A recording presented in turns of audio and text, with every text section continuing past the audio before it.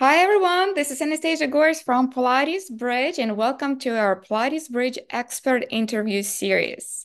Today, I'm so excited that you guys here for our first ever live webinar, and we are here with Nina Israel. And Nina, like the reason why I'm so excited about this one being our first one, because today we're going to be talking all about finances, financial planning for your business, for your Pilates wellness business, about how to set yourself up to be financially fit as a business owner so you can continue serving your clients and thriving and growing your business while you're doing that. So, to get started, again, welcome, Nina. Thank you so much for being here with us. I want you to introduce yourself a little bit to our crowd here, to people watching us. Tell us about a little bit about yourself, what you do, and why you're so passionate about helping fitness professionals. Okay, so first of all, thank you so much for having me here. I'm super excited because I can talk about this, the subject of money forever. So you'll have to just shut me up. Um, so my name is Nina Israel. My company is called Taryn Financial, and essentially I am your financial friend if you are a wellness business owner, because we don't have enough money friends in your life in our lives. So I do offer a bunch of services and everything, but my goal is to help everybody feel very educated, very confident, very empowered when it comes to money. And then the joke I make with everyone is I guess I would say I'm more like financial fungus, because once you know me, you don't get rid of me. I'm here. You're stuck with me. So, yeah, that's me. Why health and wellness and fitness? Very quick in a nutshell. Early, I'm dating myself here, but let's go back like 20 years ago. I was going through a very rough period in my life, and fitness and wellness saved me. I have no other way to say it is it saved my life. And what started off as like going one afternoon to a gym and doing the Stairmaster because it was like the only thing I knew how to do made me feel better. I said, I'm gonna go back. And I just kept going back and I loved it. I loved it. I am particularly passionate for my yoga and Pilates people because I just love the mind body connection. I just love the way it makes me. Okay, I told you I could talk for days, so I'm gonna stop now. No, Anyhow. awesome. No, I mean, like I'm really loving it how fitness and just being fit and working out helped you through a difficult time. And I know that a lot of people watching us, they are doing what they're doing because they're really passionate about helping people stay fit, stay healthy, and just feel better in their bodies. However, while we can do all of that for our clients, when it comes to your business, it's like a completely different story.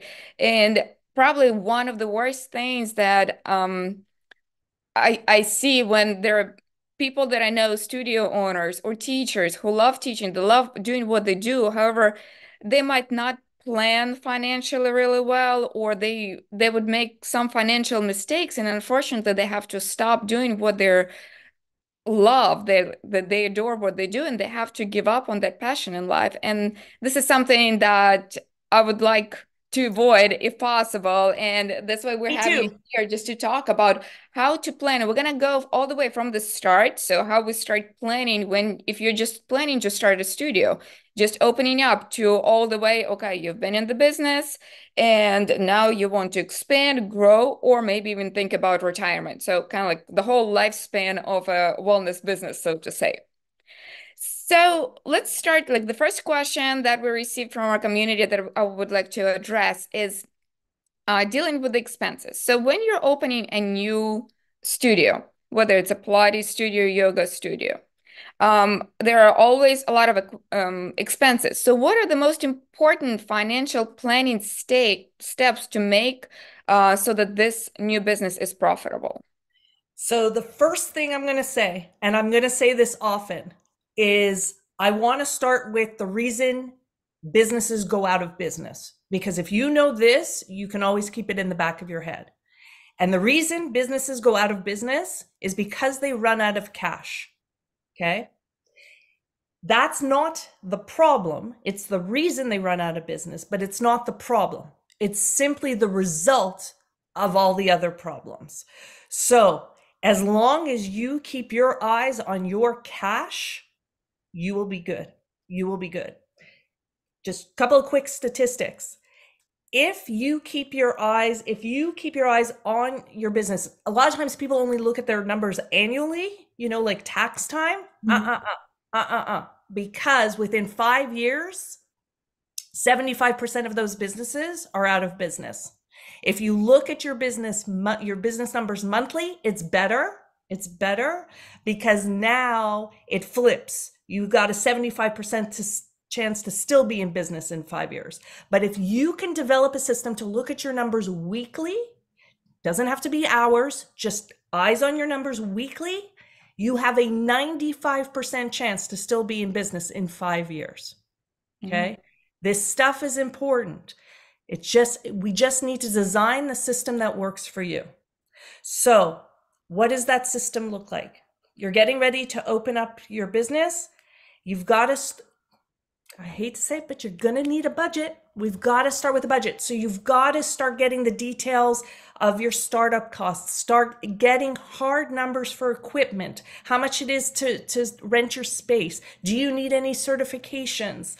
How much is it going to cost to run your business? As much as possible, start listing your website, marketing expenses, insurance, every single thing. Start getting your arms around how much it truly, truly costs. Okay. Secondly, we look at how much money can you make? So how much revenue are you going to be able to bring into your business? How many classes a week are you teaching? Are you offering different services, one-on-ones? How big are your classes? Just as much information as you can with generating revenue. Are you selling merchandise? What does that look like? Are you doing like just different revenue streams and getting your arms around all the different offerings that you'll be doing? Are you doing any sort of corporate wellness programs, workshops, everything as much as you can? Okay. Then you've got your revenue, you've got your costs. Once you start putting it together, make sure you wrap your arms around your costs and get control over them so that you're minimizing your costs, but not sacrificing quality or service for your clients, right? Mhm. Don't be afraid to negotiate. If you don't know how to negotiate, there's a class for that. There is a class for everything. And negotiation, money, these are all just skills, which means they can be taught and they can be learned. Okay. Then when it comes to your cash, you need to know at a minimum your break even point. And what that means is at what point is your revenue and your operating expenses equal? Okay, how much do you have to earn just to cover your expenses? We have to know that. Is it 40 classes a week? Is it 80 classes a week? Is it what does that look like? Okay? And then when you're starting off, where are you getting that money from? Where is that funding coming from? Is it a small business loan? Is it personal savings? Are you going to have investors? So just a quick recap, start budgeting expenses, projecting or forecasting your revenue, wrap your arms around those costs to get control of them, know your break even, and where is your funding coming from. Awesome. Thank you. You're So, welcome. yeah, a lot of information, right? Like a lot of numbers There coming. is a lot. It can be so overwhelming. So the biggest thing is pause. Just I know we're live, but if you're watching the recording, just pause. Pause. And until you feel comfortable with what I just said, don't watch the rest of the video. Just pause. Take a breath. It's okay. We can pause. It gives us time to reflect and breathe. We Uh, teach breathing. Everybody here teaches breathing. So do I. Great. Well, part of what you just said is that we need to find like those operating costs and how much money you need to bring in. Obviously, in order to know that, we need to know how to set prices for our services, whether it's like private sessions or classes or anything like that. And I know a lot of students, I get these questions a lot. And a lot of times, what teachers who are just starting to think about running their own business, they think, oh, I'm going to charge whatever everybody else is charging in the area, or I'm going to price because I'm a new one just to bring the people in. So basically, it's not necessarily financial planning they're doing. They're just looking around what somebody else is doing. And this is how they set their prices. So what's your advice on how to set those service prices for a new studio? So I am going to say that your pricing is a strategy, and it is just as much a marketing strategy as it is a financial strategy. So yes, you do need to price so that you make enough revenue to stay in business and be profitable. However, we have to be very strategic because again, this is part of our marketing too. So because of that, we do our research. Yes, absolutely. We should absolutely know what is going on in the market. What are our competitors doing? Once you know that and you're informed, I do not want you to copy your competitors. Absolutely not. You don't know their business. You don't know their expenses. You don't know why they're in business, how they're running their business, what is going on. You don't know if they are losing money, going into debt, about to declare bankruptcy. You don't know. So because of that, we never copy anyone else's prices, ever, ever. Okay. But by doing your market research, what you are going to know is, how are you different? What do you bring that they don't bring? Because that is the information you are going to use so that when you go to sleep at night and when you wake up in the morning and you know what you charge, that is your unique selling point, your unique selling proposition. That is your value based. Okay. Do you have specialized equipment? Are your instructors, do they have a sort of higher certification? Do you offer very niche classes? Okay. I want you to know that part because that is what you are going to bring into your pricing. Okay. Always have an intro offer. Always. And that intro offer is a great deal. And it is the first thing you want to sell someone. And that intro offer, the duration of it, it needs to be the length of how long it's going to take a client to fall in love with you. Mhm. Sometimes people will say, oh, we offer a free class. No, no, nothing for free. No, no, no. I would rather see an intro offer where I can come and use your studio for a month. If it takes me a month to fall in love with you, then give me a month to fall in love with you, right? Don't just give me one class. Don't give me just 2 weeks. Okay, because it might only take 2 weeks for me to fall in love with you. But what if one of my kids gets sick and I miss a week? Mhm. Okay. So just make sure you give me enough time, make it a sweet deal, right? And get them in the door and be flexible because again, this is a strategy, which means we're going to experiment. It might work, it might not work. Be open to change. Be open to change. Awesome. Yeah, no, when you were mentioning that, I thought of something that I talk about in the marketing a lot. And when you're talking about the intro offers, that just popped in my head that like that intro offer, it's your first date. Yes. So this is Yes. like the first, like they finally said yes to that first date, and you want to make it awesome. So Yes, you want to make like the exactly. biggest impression. It doesn't mean that you're taking them to McDonald's drive-through, right? Exactly. For free coffee. Exactly. But if Uh, you feed me a steak dinner right off the bat, I might be like, what's the goal here? Awesome. So falling in love. And before we jump into the next question, I want to let you anyone know who is watching us live right now. If you have any questions, please send them in the chat on our YouTube channel right now, right under the video, and we're gonna address all those questions once we're done with the main portion of the interview. Okay. Okay. So back to our question. So one thing that actually popped into my head, still about opening a studio. We know that a lot, you mentioned running a business or opening a business, like a lot of them unfortunately end up in failure. And we don't want that. However, there's that initial period when the business is not making money, right? You might still be in the red or maybe barely breaking even because you have a lot of expenses, maybe not as many people. So, what timeline do you think, or can you say would be fine? Like, okay, can you expect 6 months? Do you need to have enough money to support yourself for 6 months while you're building it up, or a year?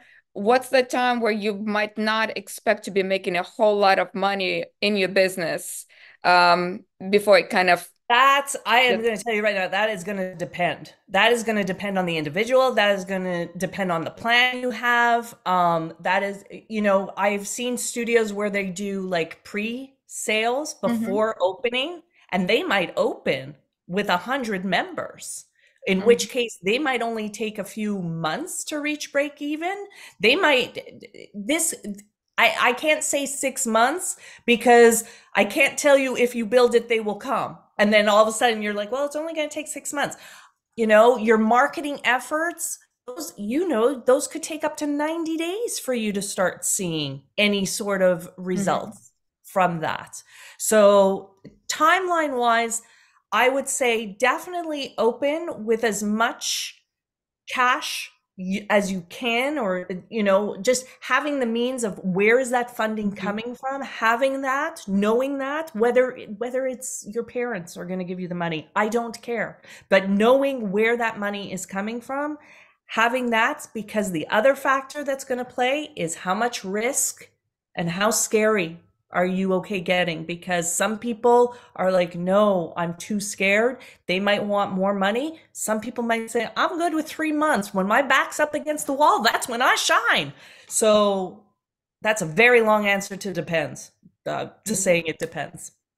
Yeah, but still, like, it's important that people do not, again, depends on the marketing, but you should have some kind of, stash of cash to support yourself during at least 6 months. You definitely need a financial buffer, but Yeah. that's every studio owner. That is the owners that are just opening up. Those are the ones that are in business, because we all know we're a very seasonal business, right?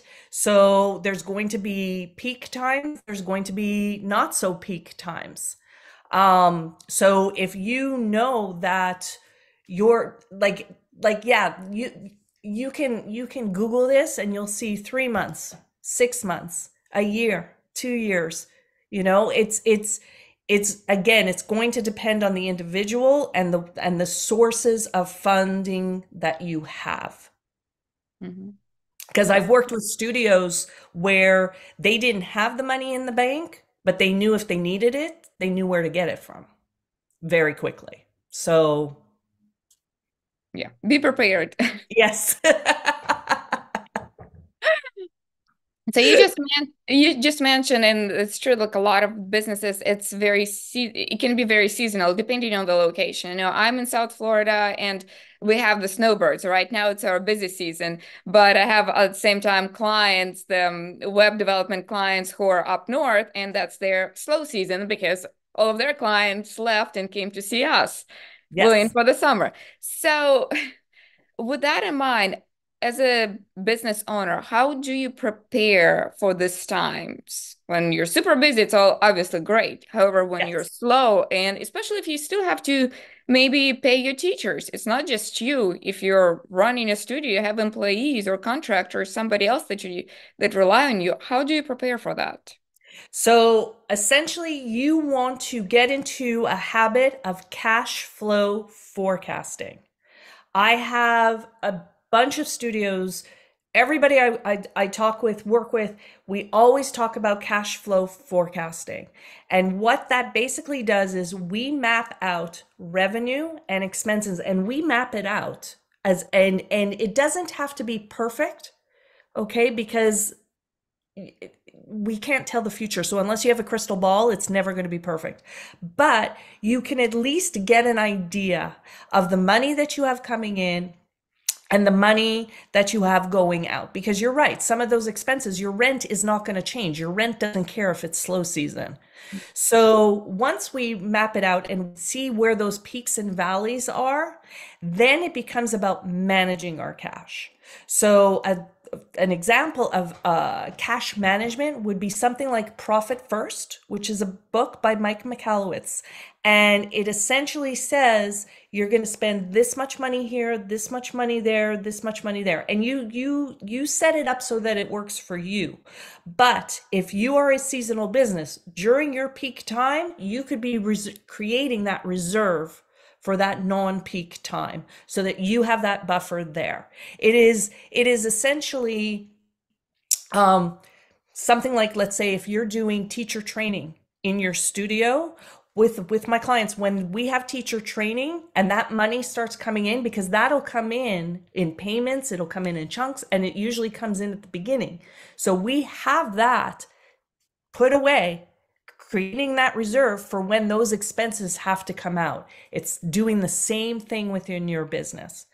It's making sure that you have different income streams. So if it is a slower season, are there certain workshops that you can put out there or do? Can you rent out your studio space? So can you create challenges? So it's about having these different ideas, right? And then maybe the slower season, maybe there's more referral bonuses. Maybe the loyalty program looks a little different. So it's the biggest thing you can do is be prepared. It's like Christmas. Christmas is on December 25th, not the 24th, not the 26th, not February 7th. We know it's coming, so be prepared. Awesome. And there's tools. There's tools for that. I Yeah, have well, and there's wonderful financial coaches like you that are there who can kind of guide us in the right direction for that. absolutely. And have fun doing it. That's it. So the next part, the next question that I have for you is all about smart financial decisions about your business expenses. So in Pilates, I know like we love we love what we do, and we love our toys in the form of equipment, newest thing, and we love our workshops and our continuing education that expands our knowledge, makes us better teacher, and all that stuff. However, all of that costs money. So how do we decide what to spend our money on when it comes to making having a profitable business? So, the first thing we will always have a conversation about is your goals. First thing, what is the goal? Is the goal to build a sustainable business? Is the goal to turn around and sell it in 5 years? Is the goal I want it to be able to run by itself, and I want to be able to spend time with my family? What is the goal? So that's the first thing, because that goal is going to help us know where to put the money. So then when it comes to those big purchases, that new piece of equipment, okay? I was working with a studio owner.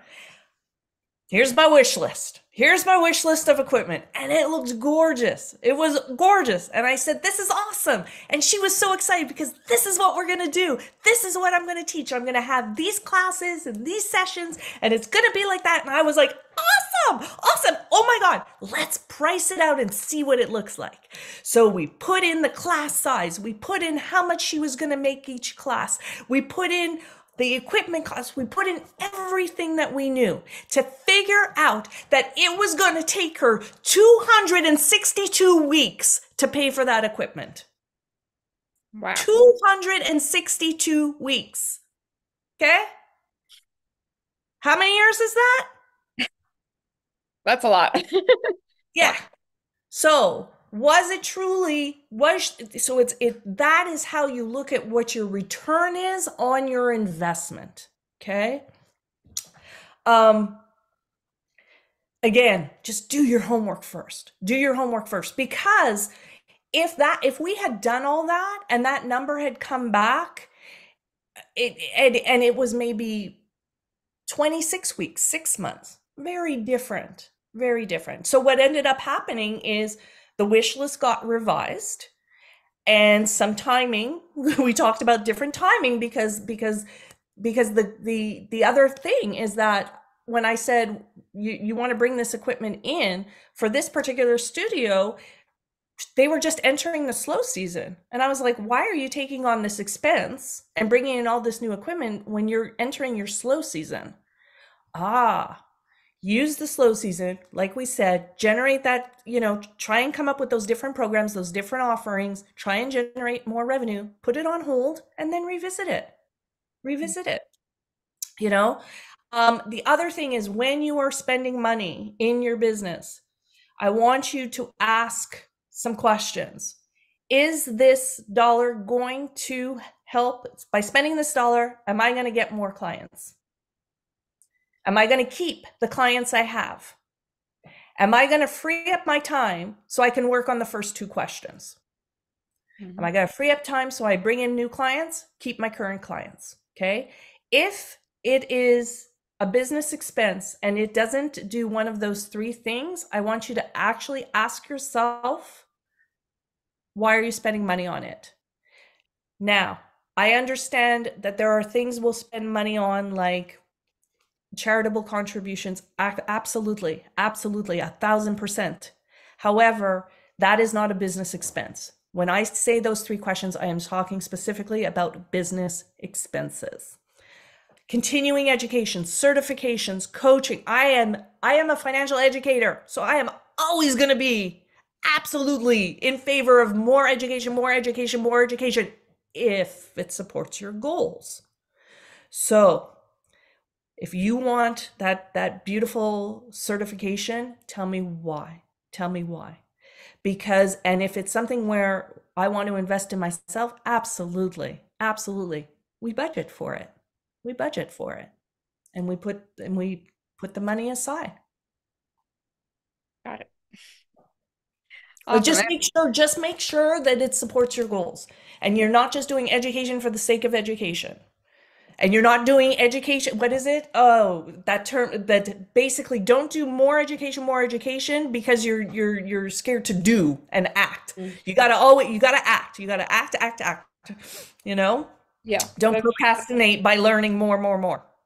yeah, that I definitely know it's true because again, I work with a lot of people and a lot of times, oh, I'm gonna do this, or even like in marketing or anything business related, they'll read all these books and take all these workshops and do all that. However, when it comes to actually putting that into practice, crickets. Correct. Never enough time, Exactly. never perfect enough, never good enough. Oh, I'll do it later and all that. So it's like, okay, well, this is all yeah. of your time and money wasted on something that you will never implement. So making No. sure that you actually follow up on your plans and actually act like you said, that's more important. Just doing that Yes. little bit correctly and assessing what you actually need for your studio than just like, oh, that's just gonna be fun, right? Yes. Yes. The I know. universe rewards action. Yep. Yeah, I know it's something that definitely I've heard some studios, unfortunately, or business owners or past business owners, better to say, says like, oh, if we build it, they will come. Or if I learn this, it will attract a certain type of client, right? Who wants that? Well, is there actually enough demand for that where you are? Will people even know that you're there to come? So just because you know something doesn't mean that somebody's going to seek you out for it. Exactly. And the thing is, if you're in doubt, pre-sell it.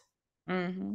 Pre-sell it. Say, hey, offering this in February. If you're interested, here you get a sweet deal. You get a founder rate if you come in and be a part of this new program that I'm creating, and just see. Because if they won't put their money where their mouth is, if they won't put skin in the game, then yeah, it's think about it. Yeah. So let's move on to the next question. So the next thing, okay, the business is doing good. Our studio, like the baby steps are over. We're generating clients. We know what we need, what we do not need for the expenses. Now the next big thing is, okay, we are ready to scale, right? It's scale, and there's so many different ways. We can go into a bigger space. We can open the second location.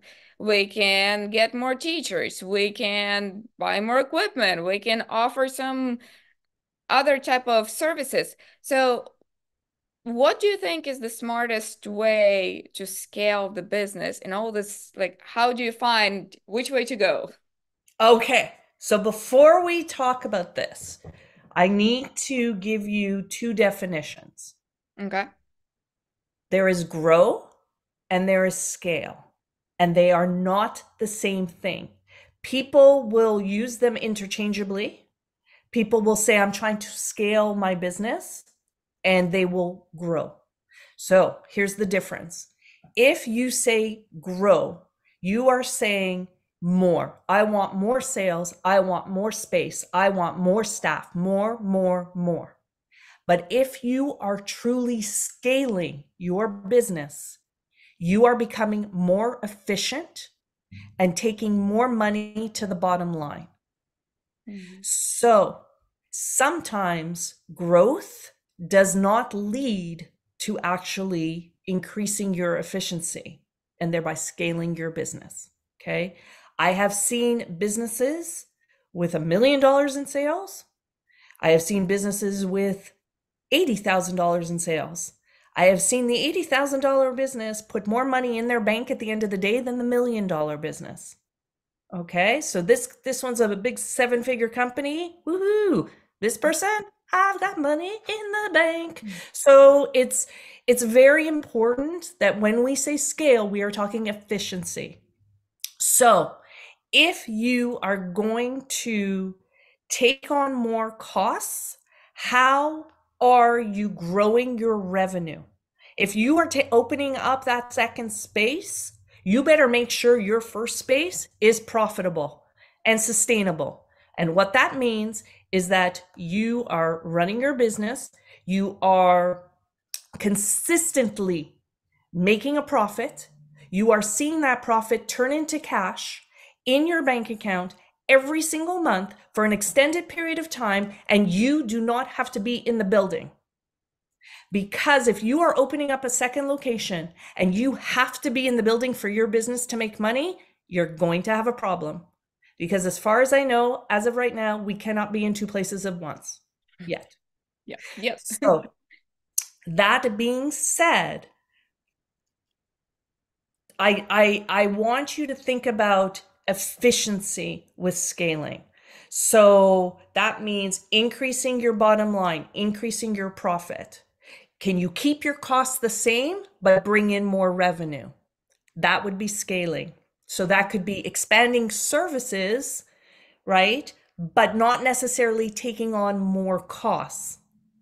Um, can you collaborate with other professionals? Can you reach out to healthcare providers and form relationships there where they're sending you clients so that you're bringing in more revenue, but your expenses are staying the same, right? This is where marketing, branding, right? This is your business. This is how these effective strategies can bring in more clients without necessarily increasing the costs associated with it. Now, if your revenue goes up and your expenses go up a bit, but you're still bringing more to the bottom line, yes, that is scaling. So when you are thinking about scaling, always think about, will this bring me more profit, not just more revenue? Okay. Awesome. Yeah.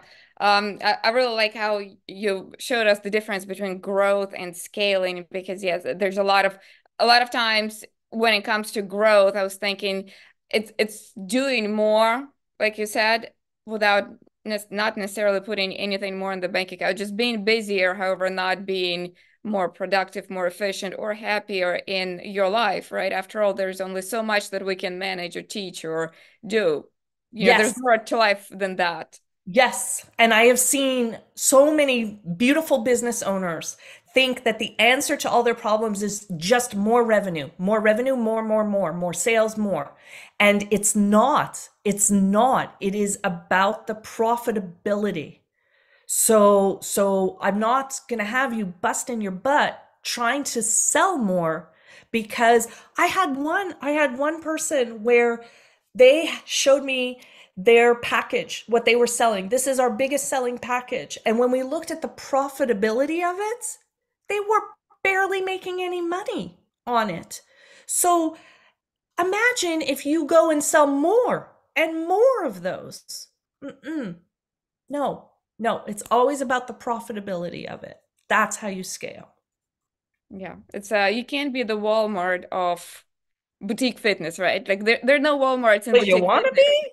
Yeah. I know, but that's why sometimes like, okay, there's that big amount, right? Like with the tiny little margin of what you're actually making, profitability. It's like, okay, we're bringing it in. We're busy, busy, busy. There are no empty spots in the studio. However, there's really not that much more in the bank account or not much more time in your life or anything else like that. Absolutely. If your studio has every class packed, waiting list, okay? Before you add a class, I want you to raise your prices, Yep, that's good. because that is going to bring money to the bottom line. Boom. Immediately. Immediately. And not cost you one penny more. Awesome. All right, so let's keep moving on. We have our first question in the chat, and actually kind of goes in line with what we had already planned to discuss anyway. However, this question is all about financial planning for retirement. So I guess we can say that this is a disadvantage that a lot of teachers, whether they're individual teachers or business owners have. We don't have 401ks per se, like nobody's paying into that. What should a business or a teacher do to plan for their retirement? So this is not my area of specialty, right? Because I work primarily with the business owners and operating and getting them to profitability and that side. But what I would say is you don't need, if you are a teacher, you do not need the studio to set up the retirement account for you. You can set it up for yourself. We have to take control and accountability for our future, for our money. So it is about finding the right financial person, financial friend, who can help and advise you on these investments. The biggest thing is start today. If you don't have this, start today. Because of the way that interest compounds, which means that over time, you are making interest on interest and your money grows exponentially, especially now because interest rates are so high. Please start and stay consistent. Even if it's $25 a month, $100 a month, $5 a month, I don't care, but consistently putting money away. And when you are saving for retirement and investing, just make sure that you have diversification, which simply means you don't put all your eggs in one basket. You have your investments nicely spread so that you are protected, and that you are investing at a risk level that you feel comfortable with. If you cannot talk to your financial person, if you do not feel comfortable talking to them, you have the wrong financial person. Fire them, walk away, run.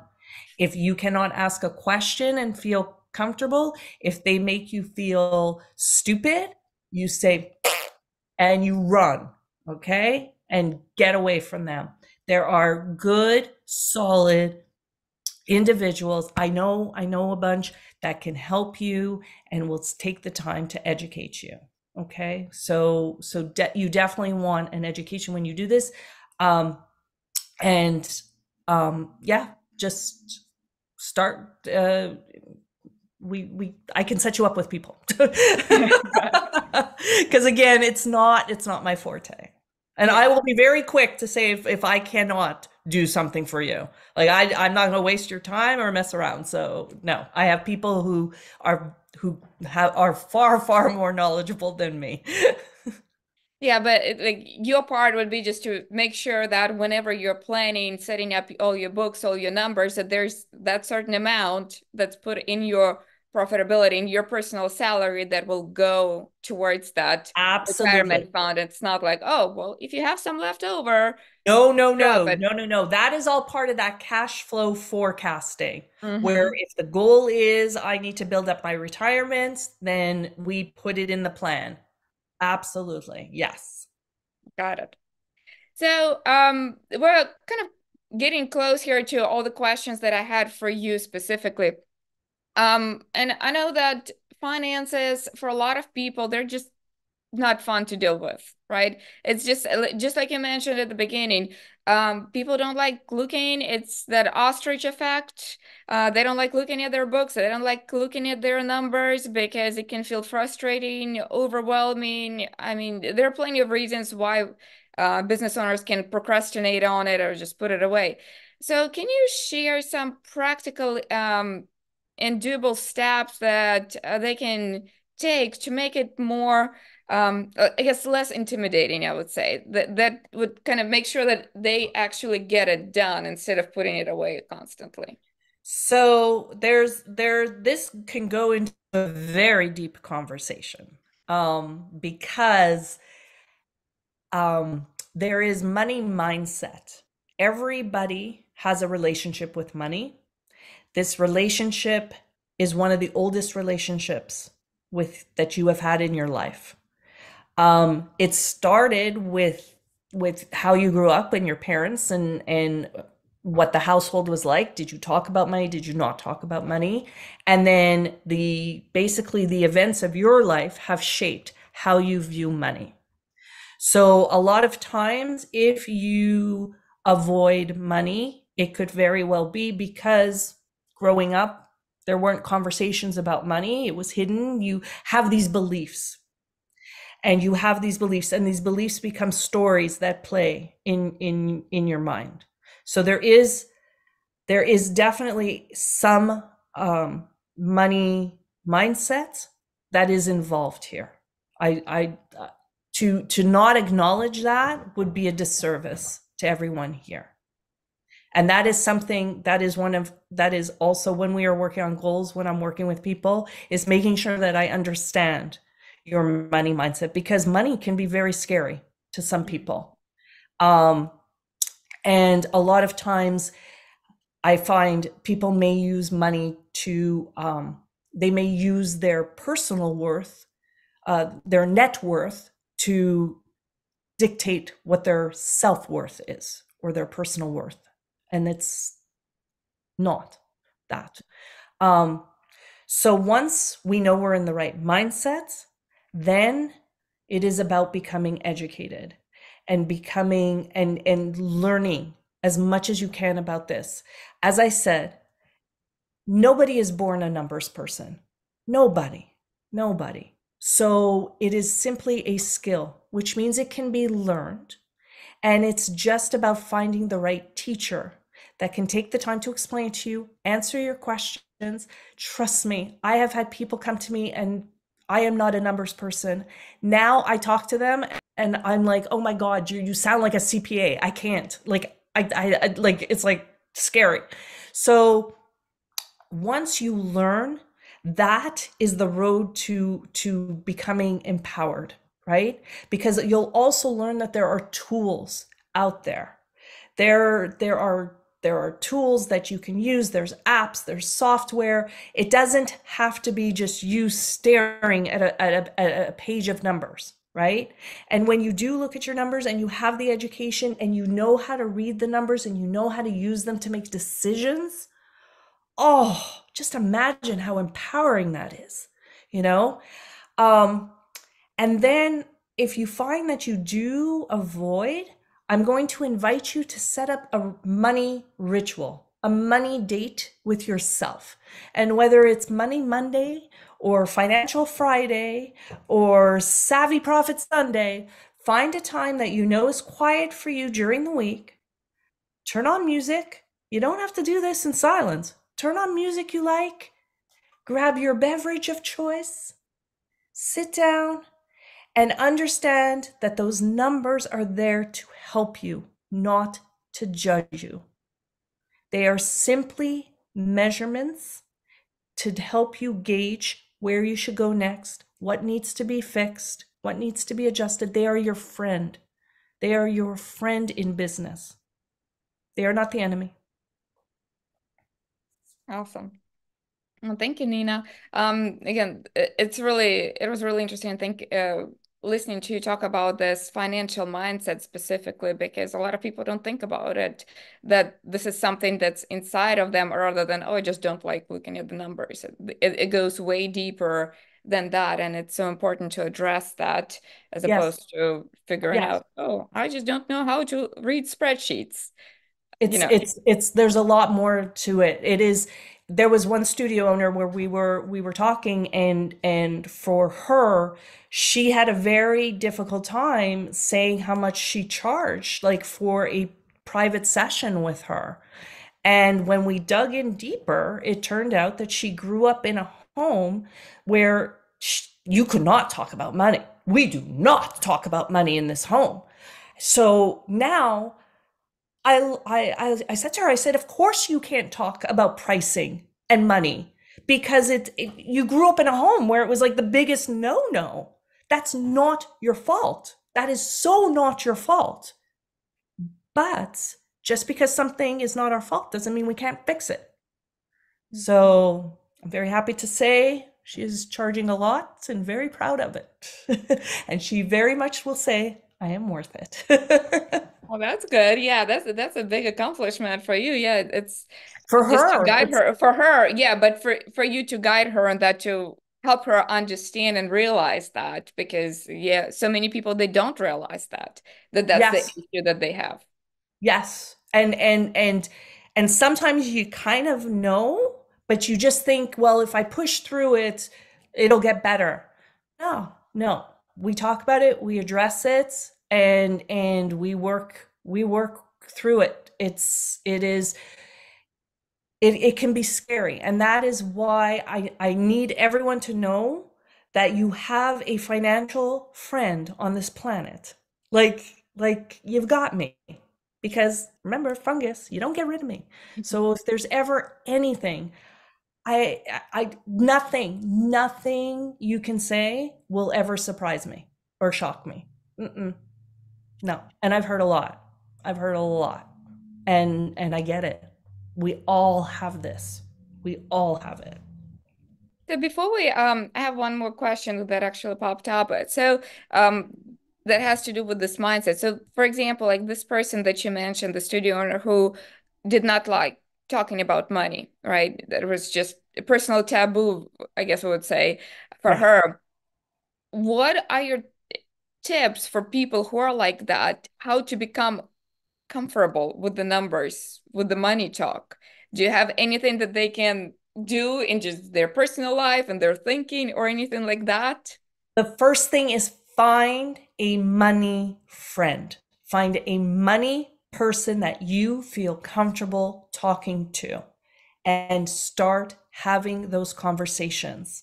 Please, please, because if you are a parent, I need you to think about this. If you are a parent, you learned this from your parents, which means your children will learn this from you. So if you do not feel comfortable, there are I beg of you, just it and it might not be your spouse, it might not be your regular friends, it might not be anyone in your family, but there are people out here who want to help you and who will talk to you about it. Absolutely. You have to just start having the conversation. And I've spoken with people where we've had a conversation and they say, I have a problem when it comes to money, and they will cry, and it is very emotional, it is very real, and I get that. I get that. And the best I can do, I hug you over Zoom, and I am your friend and I care because I want to fix this in the world. These businesses, these wellness business owners, you don't realize what you are bringing to the world. I need you to stay in business. I need you to stay in business. I want you to stay in business selfishly. Awesome. So I know one of the ways to fix that is obviously to work with a wonderful financial coach like you because you can set us straight, right? If that's what you need. Sometimes you need a hug, sometimes you need a kick in the butt, and I can do both.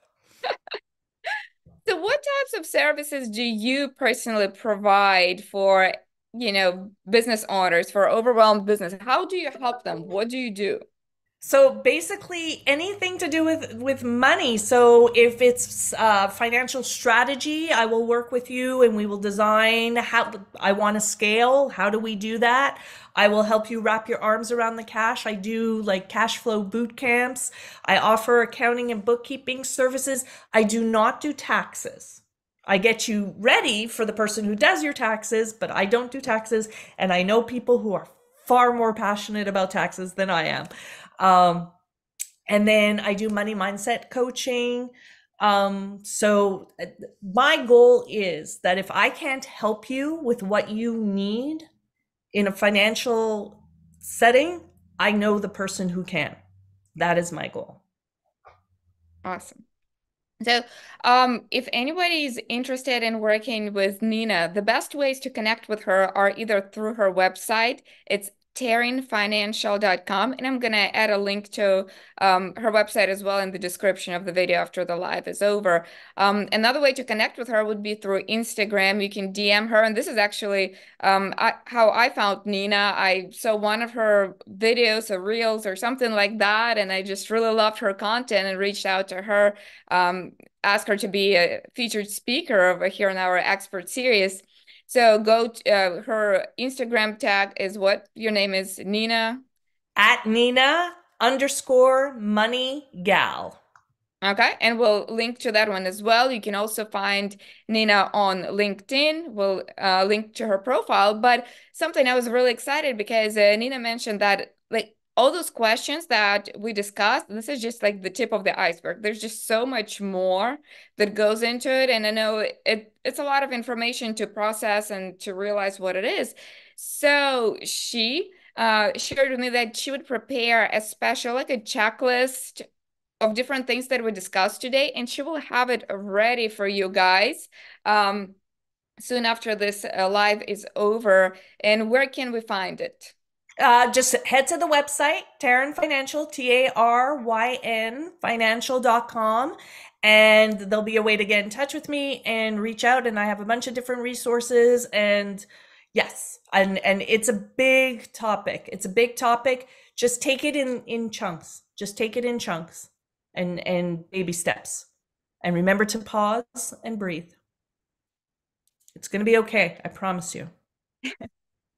Awesome. Well, thank you so much, Nina. I really enjoyed our conversation. Thank you for all the wisdom that you shared with us. Oh, okay. Yeah, somebody just asked how to connect with you for help, which we just answered that question. So, and again, like I'll have more information at the video below. But thanks so much for coming here, for Thank you. talking to us. I really enjoyed it. Oh, thank you. And just thank you for how you are helping the industry. And I'm so happy you reached out. And I'm just so grateful to have the chance to share this